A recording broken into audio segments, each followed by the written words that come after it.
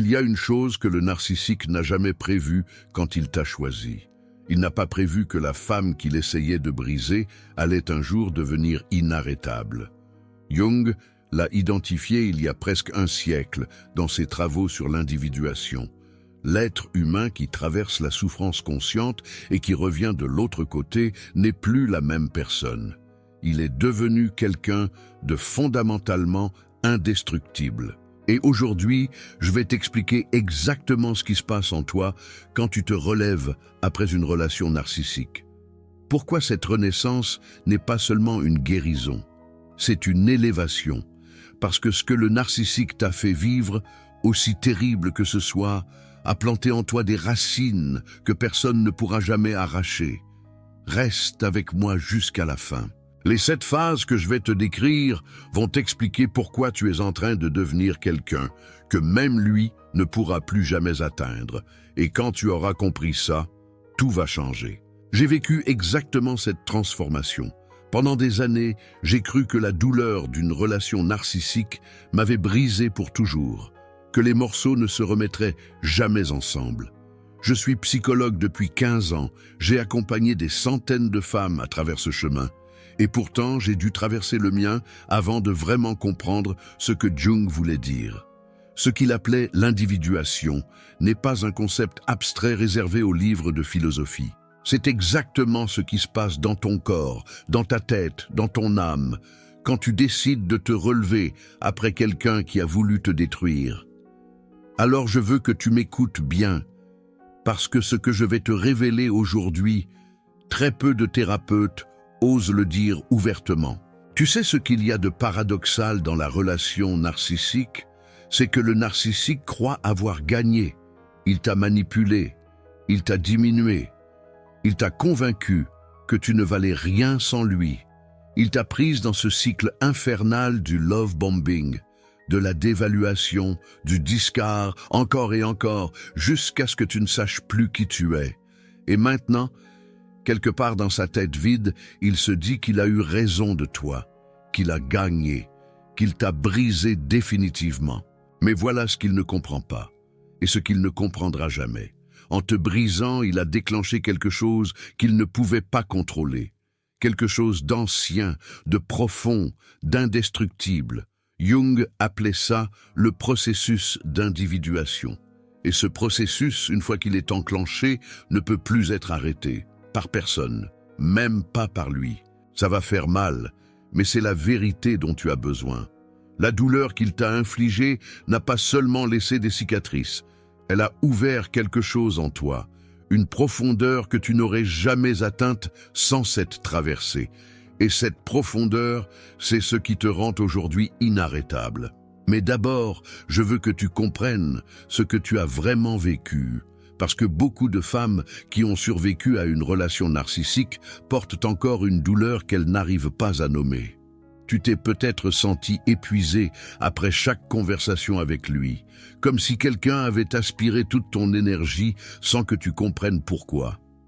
Tu t'es peut-être questionné sur ta propre santé mentale, convaincu que si tu te sentais si mal, c'était forcément ta faute. Tu as peut-être eu peur que le fait de quitter cette relation signifiait que tu allais rester seul pour toujours, que personne d'autre ne t'aimerait jamais.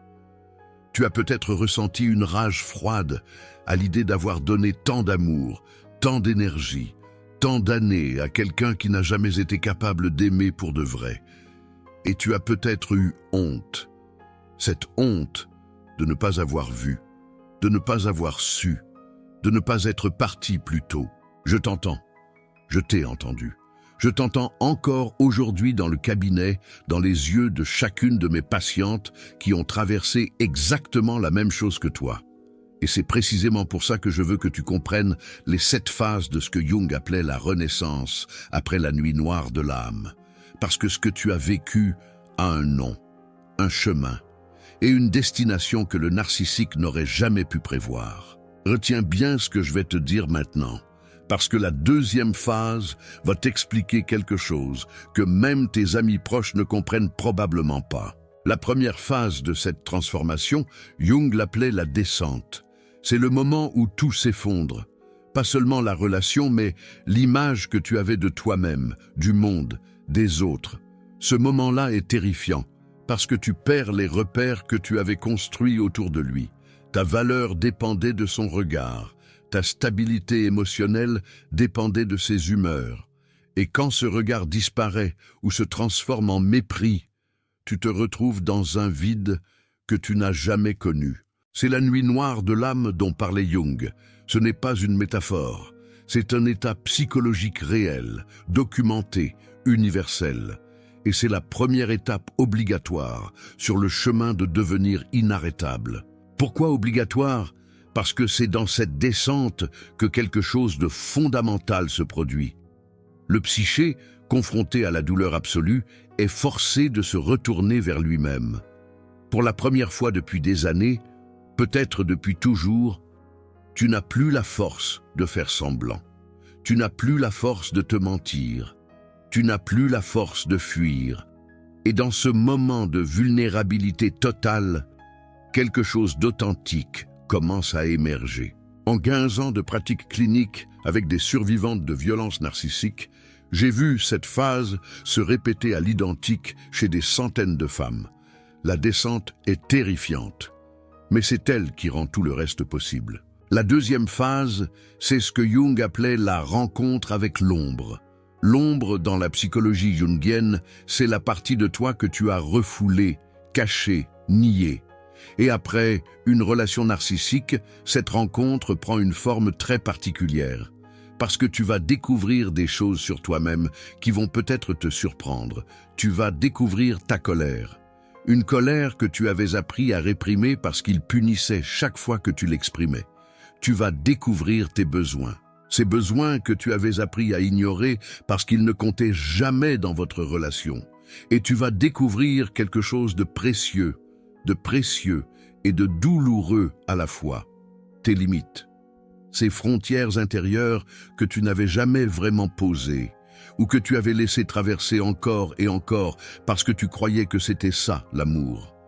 Mais il y a un détail que je dois te dire sur cette deuxième phase. Un détail qui change tout. Beaucoup de femmes qui traversent cette rencontre avec l'ombre tombent dans un piège. Elles se blâment, elles se disent « si j'avais posé des limites plus tôt, si j'avais vu les signaux d'alarme, si je n'avais pas été aussi naïve ». Et ce blâme, aussi compréhensible qu'il soit, est exactement ce que le narcissique voulait installer en toi. C'est son travail de manipulation qui continue, même quand il n'est plus là. Jung avait une phrase qui me revient toujours dans ces moments-là. Il disait « ce que tu nies te soumet, ce que tu acceptes te transforme ». Accepter de voir ce que tu as vécu sans te blâmer, sans blâmer le monde entier, mais en regardant la réalité en face, c'est ce qui ouvre la porte à la troisième phase. Et la troisième phase, c'est là que les choses commencent à se retourner vraiment en ta faveur. Souviens-toi de l'ombre, parce que je vais y revenir dans quelques instants, d'une façon qui va tout changer. La troisième phase, c'est le début de la reconstruction de la persona. Attention, je ne parle pas du masque que le narcissique porte, lui, pour séduire et manipuler. Je parle de ta persona à toi, au sens où Jung l'entendait. La façon dont tu te présentes au monde, l'identité que tu construis consciemment. Après une relation narcissique, reconstruire cette persona est un acte radical. Parce que tu ne peux pas simplement reprendre l'ancienne. Celle d'avant lui était déjà partiellement définie par tes blessures non guéries, tes peurs, tes croyances limitantes, héritées de l'enfance. C'est pour ça que le narcissique t'a choisi d'ailleurs. Il a senti ces failles, il les a utilisées. La nouvelle persona que tu construis maintenant est différente. Elle est construite sur ce que tu as appris, sur ce que tu as survécu, sur ce que tu as refusé de laisser te détruire. Elle est construite sur la connaissance de tes limites, de tes valeurs, de tes besoins réels. Et cette persona-là, le narcissique ne sait pas comment y pénétrer, parce qu'elle n'a pas les mêmes failles qu'avant. C'est exactement à ce moment-là que quelque chose d'intéressant se passe dans la tête du narcissique. Si jamais il essaie de revenir, comme il en a souvent l'habitude. Il essaie ses vieilles techniques. Le hoovering, le retour en force, les excuses qui sonnent faux, les promesses de changement. et il réalise que quelque chose a changé, que tu ne réagis plus comme avant, que ces mots glissent sur toi au lieu de te transpercer. Et cette réalisation-là, pour lui, c'est une forme de panique qu'il n'avait pas prévue. Mais attends, la quatrième phase est celle qui va vraiment t'expliquer pourquoi tu deviens inarrêtable. Et c'est sans doute la plus surprenante de toutes. La quatrième phase, Jung l'appelait l'intégration du soi. Et voici ce que j'entends souvent dans mon cabinet, de la bouche de femmes qui ont traversé les 3 premières phases. Elles me disent qu'elles se sentent différentes, pas seulement guéries, différentes, comme si quelque chose s'était ouvert en elles qu'elles ne peuvent pas totalement expliquer. Elles voient les gens différemment. Elles sentent quand quelqu'un est honnête ou quand quelqu'un ment, avec une précision qu'elles n'avaient de pas avant. Elles savent poser des limites sans culpabilité. Elles savent reconnaître les signaux d'alarme au premier contact. Et elles ont développé une empathie plus nuancée, plus sage, moins naïve que l'empathie qu'elles avaient avant. Quand j'ai lu Jung pour la première fois après ma propre relation narcissique, j'ai compris pourquoi cette transformation est si profonde. L'individuation, c'est le processus par lequel le soi intègre toutes ses parties, y compris l'ombre, y compris la douleur, y compris l'expérience des blessures, pour devenir plus entier. Et un être qui est devenu plus entier est fondamentalement plus difficile à manipuler, parce qu'il se connaît. Il se connaît dans ses forces et dans ses failles. Et cette connaissance de soi est le seul bouclier réel contre le narcissisme. Ce que la société ne te dit pas sur la guérison du narcissisme, c'est que ce n'est pas un retour à l'avant. Ce n'est pas redevenir la femme que tu étais avant lui. Cette femme-là, aussi merveilleuse qu'elle ait été, avait des zones d'ombre non intégrées que le narcissique a exploitées. La guérison, c'est devenir quelqu'un que tu n'étais pas encore. Et c'est pour ça que c'est inarrêtable. Mais il me faut te parler de la 5e phase, parce que c'est celle que personne ne voit venir. Et c'est aussi la plus libératrice. La 5e phase, c'est ce que j'appelle le retournement du pouvoir. Et voici comment je vais te l'expliquer. Pense à toute l'énergie que tu as investie dans cette relation, les nuits à essayer de comprendre ses sautes d'humeur, les journées à marcher sur des œufs pour ne pas déclencher sa rage, les années à te plier, à t'adapter, à te réduire pour qu'il se sente grand. Toute cette énergie, où est-elle allée? Dans lui, dans l'entretien de son ego fragile, dans la nourriture de ce que la psychologie clinique appelle le supply narcissique.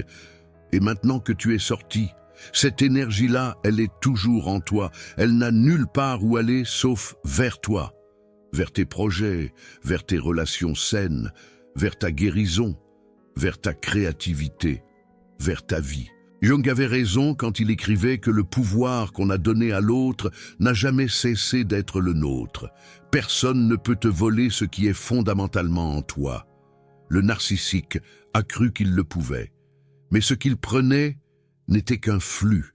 Et maintenant que ce flux n'a plus de destination extérieure, il inonde tout ce que tu es.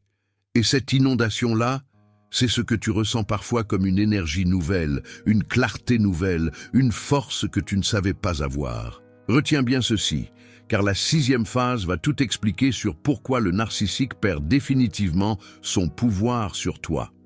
La 6e phase, c'est la reconstruction des liens affectifs. Et ici, je dois te dire quelque chose qui me touche profondément, que j'ai vu se répéter encore et encore dans mon cabinet. Après une relation narcissique, beaucoup de femmes ont peur de l'amour, pas peur de souffrir, peur d'elles-mêmes, peur de leur propre capacité à choisir mal, à se laisser aveugler, à reproduire le même schéma. Et cette peur est compréhensible. Elle est même saine au départ. C'est une protection. Mais quand l'individuation progresse, quelque chose de remarquable se produit. Tu commences à distinguer l'amour de la dépendance, à distinguer la tendresse de la manipulation, à distinguer les émotions authentiques des bombes d'amour calculées. Et cette capacité de distinction, le narcissique ne l'a pas. Il ne peut pas l'avoir, parce qu'elle nécessite un travail intérieur qu'il est structurellement incapable de faire. Alors tu construis de nouvelles relations, des relations dans lesquelles tu n'as pas besoin de marcher sur des œufs, des relations dans lesquelles tu peux exprimer tes besoins sans peur de représailles, des relations dans lesquelles ton énergie circule dans les deux sens, où il y a de la réciprocité, de la vraie réciprocité. Et chaque fois que tu construis une telle relation, le narcissique perd un peu plus de sa prise sur toi. Non pas parce que tu l'oublies, mais parce que tu as créé un monde dans lequel ce qu'il offrait n'a plus de place. Et alors arrive la 7e phase, celle que tout le monde attend, mais que très peu comprennent vraiment. La 7e phase, c'est ce que Jung appelait la sagesse de l'ombre intégrée. Et voici ce que ça veut dire concrètement. Tu es sorti d'une relation où quelqu'un a tenté de t'utiliser, de te diminuer, de te contrôler. Et ce faisant, il t'a exposé à des vérités sur la nature humaine que la plupart des gens mettent une vie entière à apprendre, si tant est qu'ils les apprennent un jour. Tu sais maintenant repérer les signes précoces de la manipulation. Tu sais maintenant ce que le masque ressemble avant de se fissurer. Tu sais maintenant que le charme excessif peut cacher le vide. Tu sais maintenant que les excuses répétées sans changement ne sont que des mots. Tu sais des choses sur l'âme humaine que personne ne peut t'enseigner dans un livre ou dans une salle de classe. Et cette connaissance-là, elle te protège. Elle protège tes enfants si tu en as. Elle protège les gens que tu aimes. Et elle te permet d'aider les autres qui sont encore dans la noirceur que tu as traversée. C'est pour ça que Jung disait que les blessés guéris deviennent les meilleurs guides pour les autres blessés. Pas parce qu'ils ont évité la souffrance, mais parce qu'ils l'ont traversée et qu'ils connaissent le chemin de retour. Et maintenant, je veux que tu comprennes quelque chose d'essentiel, quelque chose que le narcissique ne comprendra jamais, parce qu'il ne peut pas comprendre ce qu'il ne ressent pas. L'inarrêtable n'est pas une destination, c'est un état d'être. C'est ce qui arrive quand tu cesses de définir ta valeur par rapport à lui, par rapport à ce qu'il a dit de toi, par rapport à ce qu'il t'a fait croire pendant des mois ou des années. L'inarrêtable, c'est la femme qui s'est regardée dans le miroir un matin et qui a décidé que la vie qu'elle avait avant lui n'était pas ce à quoi elle était destinée, mais que la vie qu'elle allait construire après lui serait entièrement sienne. Entièrement. Sans permission, sans validation, sans attendre que quelqu'un lui dise qu'elle en est capable. En 15 ans de pratique clinique, j'ai vu des femmes sortir des relations les plus dévastatrices et devenir des mères extraordinaires, des professionnelles brillantes, des amies d'une profondeur rare, des créatrices, des bâtisseuses.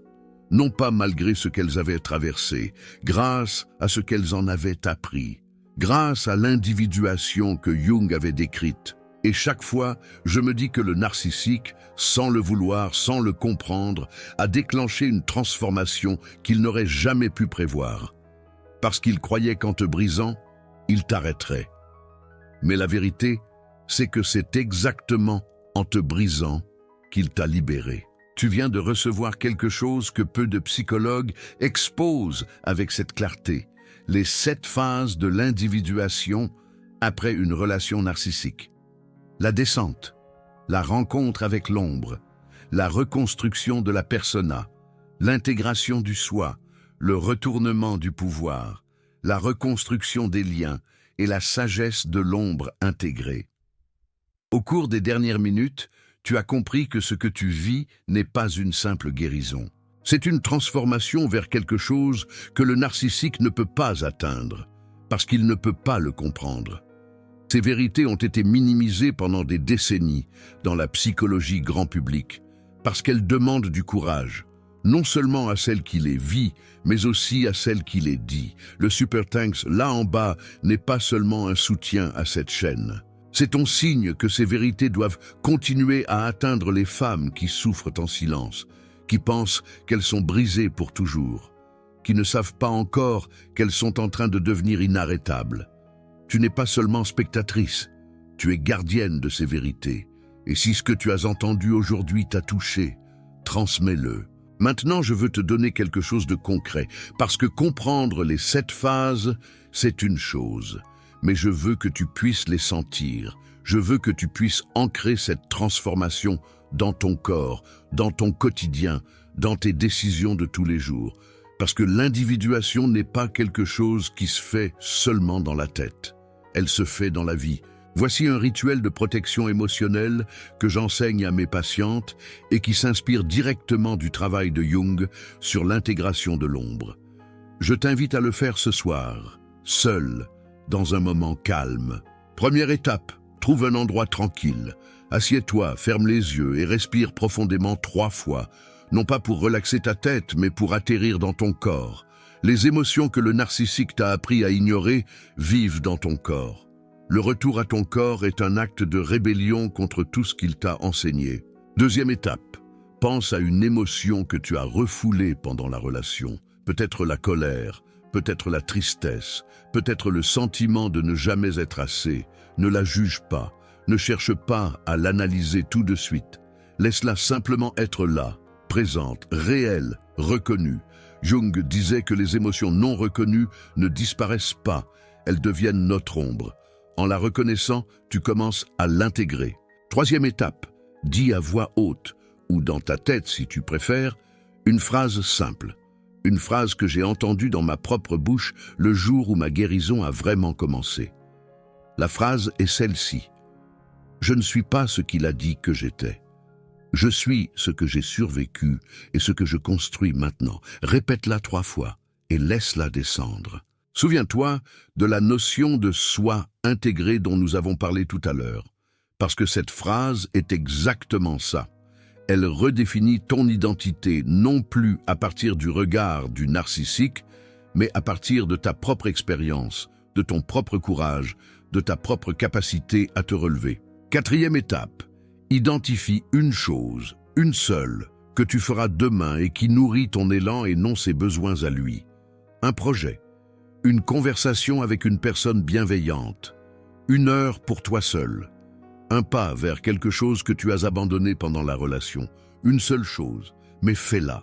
Parce que chaque pas que tu fais vers ta propre vie est un pas hors de sa portée. Et la 5e étape, avant de fermer les yeux pour dormir ce soir, dis-toi une dernière chose. Le narcissique croyait qu'il t'avait brisé. Il avait tort. Tu n'as pas été brisé. Tu as été pressé. Et sous la pression, certains se brisent. Et d'autres deviennent des diamants. Jung l'a écrit, et je le cite en français tel que ses traducteurs nous l'ont transmis, qui regarde à l'extérieur rêve, qui regarde à l'intérieur se réveille. Ce que tu fais chaque fois que tu te relèves, chaque fois que tu choisis ta guérison sur son chaos, chaque fois que tu poses une limite, là où avant tu te pliais, c'est regarder à l'intérieur, c'est te réveiller. Et un être réveillé, un être qui se connaît vraiment, est fondamentalement inarrêtable. Pas parce qu'il ne souffre plus. L'inarrêtable n'est pas celle qui n'a plus de douleur. L'inarrêtable, c'est celle qui continue malgré la douleur. Celle qui a appris à marcher avec ses cicatrices comme des cartes du territoire qu'elle a traversé. Pas comme des preuves de sa défaite. Il t'a choisi parce qu'il voyait en toi quelque chose qu'il ne pouvait pas avoir. Ta profondeur, ta capacité d'amour, ta tendresse, ta loyauté. Il t'a choisi parce que, à sa façon tordue, il savait que tu portais quelque chose de rare. Il a essayé de te vider. Il n'a pas réussi. Il n'a jamais réussi. Et maintenant, ce quelque chose de rare que tu portais s'est renforcé, s'est enrichi, s'est approfondi de tout ce que tu as traversé. Le pouvoir qu'il croyait avoir volé n'a jamais cessé d'être le tien. Il était simplement endormi sous la pression. Et maintenant qu'il se réveille, maintenant que tu te relèves, maintenant que tu deviens inarrêtable, il n'y a plus rien qu'il puisse faire pour t'atteindre. Rien. Et si cette vidéo t'a parlé, si tu reconnais une ou plusieurs de ces 7 phases dans ce que tu vis en ce moment, je veux te poser une question. Dans les commentaires, dis-moi, à quelle phase tu es aujourd'hui? La descente, la rencontre avec ton ombre, la reconstruction de ta persona, l'intégration de ton soi, le retournement de ton pouvoir, la reconstruction de tes liens ou la sagesse de l'ombre intégrée? Écris le numéro de ta phase. Je lis chaque commentaire. Et je veux que tu saches que quelle que soit la phase où tu es exactement là où tu dois être, sur le chemin, Et sur ce chemin, tu ne peux aller que vers l'avant.